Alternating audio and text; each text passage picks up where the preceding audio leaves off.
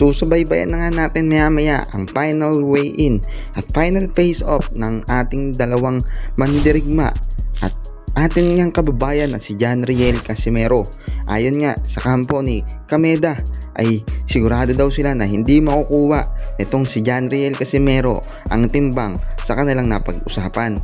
Marami namang fans ni John Riel ang kumukontra dito dahil alam nila na kayang-kaya daw kunin ni Cuadro Alas ang timbang at kampante sila dahil nasusubaybayan nga daw nila ang pag-ensayo at paghahanda nito sa paparating niyang laban. Kitang-kita nga rin daw nila sa mga post ni John Riel Casimero sa FB page nito ang ganda ng pangangatawan ngayon ng ating pambato. Kaya nga daw, sabi ng mga fans ni Casimero ay abangan na lang daw ni Kameda na magharap sila sa ibabaw ng ring ng ating kababayan dahil dito niya nga daw makikita kung gaano nga ba kalakas ang isang Casimero at tama na nga daw, wag na nga daw itong masyadong madaldal pa at sa ibabaw ng ring na lang daw sila mag-usap nitong si Cuadro Alas.